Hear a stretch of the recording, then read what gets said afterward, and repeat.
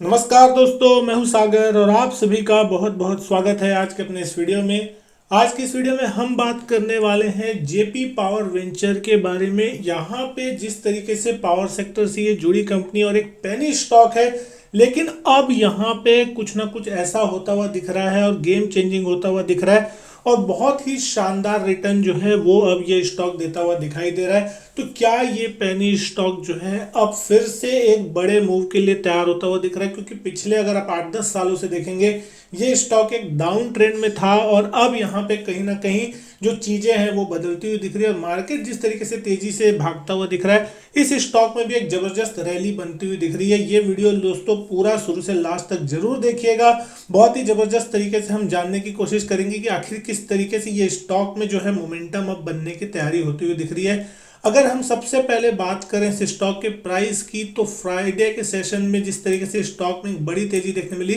7% का उछाल जो था वो इस स्टॉक में बनता हुआ दिखाई दिया। ऑलमोस्ट ₹8.5 के लेवल पे स्टॉक बंद होता हुआ दिखाई दिया। फ्राइडे के सेशन में अगर हम बात कर रहे हैं तो यहाँ पे 52 वीक हाई लगता हुआ दिखाई दिया 8.75 रुपीज का, और जो वॉल्यूम होते हुए दिखाई दे रहे हैं दोस्तों वो बहुत ही शानदार है। 43 करोड़ शेयर से ऊपर के जो वॉल्यूम है वो आपको यहाँ पे देखने को मिले, जो कि यहाँ पे एक कहीं ना कहीं एक अच्छे खासे तेजी के संकेत दे रहे हैं कि एक अच्छे खासे वॉल्यूम के साथ जो है अब इन स्टॉक्स में तेजी होती हुई दिख रही है और लोगों का जो इन्वेस्टर्स को जो रुझान है इस शेयर की तरफ वो अब पॉजिटिव होता हुआ दिख रहा है। अगर हम बात करें इस कंपनी के बारे में कि किस तरीके की अब ये कंपनी है, तो यहाँ आप देख सकते हैं मार्केट कैप जो चल रहा है अभी 5,791 करोड़ का। तो अभी मार्केट कैप धीरे धीरे बढ़ रहा है। एक वक्त यहाँ पे स्टॉक में जब हम चार्ट पे बात करेंगे किस तरीके के लेवल्स इंपॉर्टेंट होते हुए दिख रहे हैं तब आप देखेंगे, लेकिन यहाँ पे अब इसका जो trailing 12 month price to earning multiple ratio है वो आता हुआ दिख रहा है 29 के आसपास का। इस सेक्टर का पी जो है वो 24 के आसपास का, इसकी ईपीएस 29 पैसे के आसपास चलती हुई दिख रही है।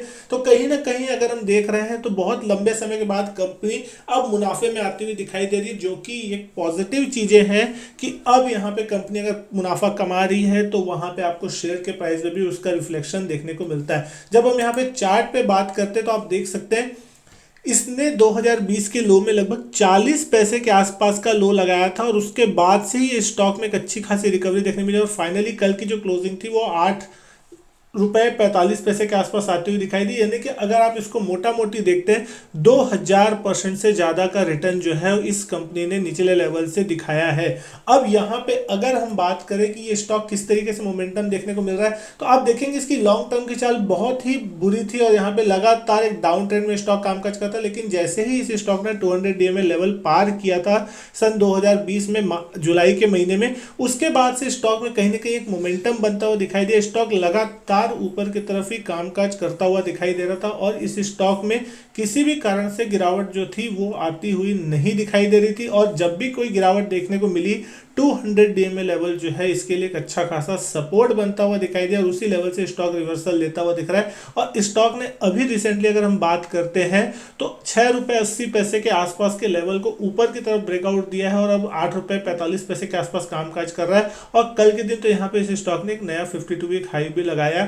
तो अगर हम यहाँ बात कर रहे हैं तो अगला जो रिसेंटली इसका लेवल होता हुआ दिख सकता है वो टारगेट हो सकता है इसका 10 रुपए के आसपास का, जो कि इस स्टॉक ने 2018 के आसपास में हाई लेवल लगाया था। तो ये एक इंपॉर्टेंट लेवल हो सकता है जहां तक ये स्टॉक कम से कम जाता हुआ आपको नियर टर्म में देखने मिल सकता है। अगर ये स्टॉक 10 रुपए का लेवल पार कर लेता है तो दोस्तों यहाँ पे ये स्टॉक पेनी स्टॉक की लिस्ट से भी बाहर आ जाएगा, क्योंकि 10 रुपए से नीचे के स्टॉक्स के प्राइस के जो स्टॉक होते हैं उसको हम पेनी स्टॉक्स कहते हैं। और अगर ये स्टॉक की लिस्ट से बाहर आता है तो ये एक फिर अच्छी खासी तेजी के लिए तैयार होता हुआ दिखाई देगा। अगर हम इसको वीकली चार्ट में भी देखने की कोशिश करते हैं कि किस तरीके का जो लेवल है वो इस स्टॉक में बनता हुआ दिख रहा है, आप देखेंगे कि 2008 के आसपास ये स्टॉक लगभग 140 रुपए के आसपास का हुआ करता था और उसके बाद फिर इस स्टॉक में एक डाउन ट्रेंड की जो शुरुआत हुई तो वो अभी तक चली रही है। लेकिन अब क्या इतने लंबे वर्षों के बाद ये स्टॉक फिर से एक मल्टी बैगर बनता हुआ दिखाई देगा, तो इसका एक साफ संकेत आपको यहाँ पे देखने को मिलेगा कि स्टॉक जो है लगभग लगभग पिछले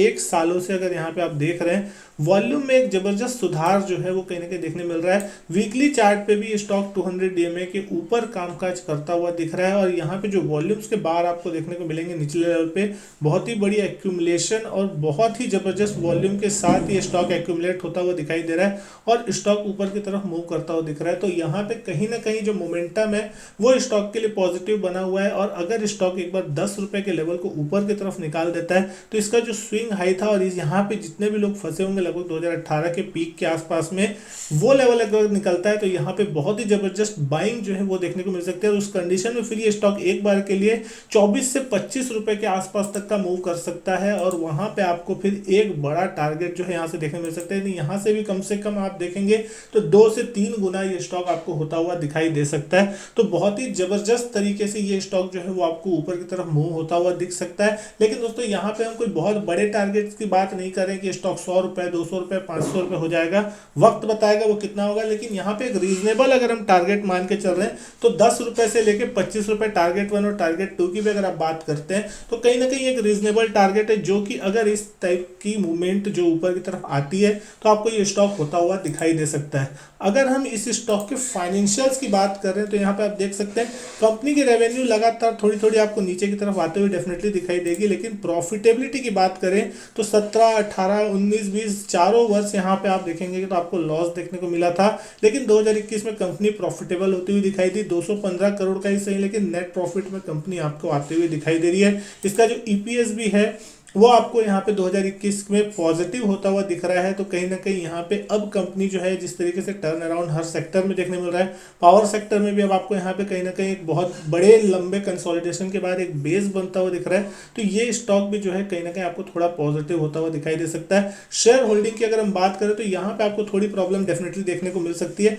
कि शेयर होल्डिंग के पैटर्न में आपको यहाँ पे 26% हिस्सेदारी जो है प्रोमोटर्स की कॉन्स्टेंट है, लेकिन उनकी ऑलमोस्ट 87% हिस्सेदारी जो है वहाँ पे प्लेज बताई जा रही है। लेकिन यहाँ पे एफआईएस की बात करते हैं तो एफआईएस का हिस्सा कोई खास नहीं है कंपनी में, सिर्फ 0.9% के आसपास का हिस्सा फॉरेन इन्वेस्टर्स होल्ड करते हैं। हालांकि अगर हम देखें तो पिछले 1-2 क्वार्टर में यहाँ पे थोड़ी जो हिस्सेदारी है एफआईएस बढ़ाते हुए जरूर दिखाई दे रहा है, लेकिन कोई बहुत बड़ा हिस्सा जो है वो यहाँ पे इनका नहीं देखने मिल रहा है। डीआईएस की अगर हम बात करते हैं तो डीआईएस का भी हिस्सा ऑलमोस्ट 28% के आसपास का इस कंपनी में होल्ड है। और पब्लिक शेयर होल्डिंग की अगर हम बात करते हैं तो 44% हिस्सा इस कंपनी में पब्लिक शेयर होल्डिंग, यानी कि पब्लिक की जो संख्या है बहुत जबरदस्त है। क्योंकि जिस तरीके से पेनी स्टॉक्स होता है तो बहुत सी जो पब्लिक होती है, बहुत से जो नॉर्मल रिटेल इन्वेस्टर्स होते हैं उनको बहुत मजा आता है कि छोटे शेयर्स खरीदें और वो बहुत तेजी से डबल तिबल चौबल या बहुत बड़ा रिटर्न जो है एक मल्टीबैगर रिटर्न दे सकते हैं। तो उस कारण से अब जिन्होंने यहाँ पे निचले प्राइस में अच्छे खासे भाव पे 1 रुपये 2 रुपये के भाव के आसपास भी अगर एंट्री की होगी तो वो आज यहाँ पे अच्छे खासे पॉजिटिव में बैठे हैं। लेकिन यहाँ पे एक चीज इंपॉर्टेंट है कि पेनी स्टॉक्स में रिटर्न अगर अच्छा मिलता है तो पैसे जाने के चांसेस भी जो होते हैं वो बहुत जबरदस्त होते हैं। तो वहां पे दोस्तों जब कभी भी आप इन्वेस्ट करते हैं तो पूरी सोच समझ के और अपने रिस्क एपिटाइट को ध्यान में रखते हुए इन्वेस्ट करें, ताकि अगर आपका वहां पैसा डूबे तो आप उतने पैसे डूबने के लिए तैयार भी रहें और अगर वहां पे मल्टीपल रिटर्न बनते हैं तो आप वहां पे एटलीस्ट अपना जो मुद्दल लगाया हुआ है आपने वो सबसे पहले बाहर कर ले, ताकि अगर उसके बाद आपके जो प्रॉफिट है वो वहां पे राइड होने दे और उसके बाद अगर वहां पे कोई मूवमेंट भी आती है तो आपको उस पैसे के जाने का डर ना रहे जो कि आपने वहां पे लगाया हुआ है। तो दोस्तों उम्मीद करता हूँ वीडियो जो है आप लोगों को पसंद आई होगी। वीडियो अच्छी लगी हो तो वीडियो को लाइक कीजिएगा, शेयर कीजिएगा अपने दोस्तों के साथ। चैनल सब्सक्राइब नहीं किया तो चैनल सब्सक्राइब जरूर कीजिए। मैं आपसे मिलता हूं अपने नेक्स्ट वीडियो में, तब तक के लिए goodbye and thank you.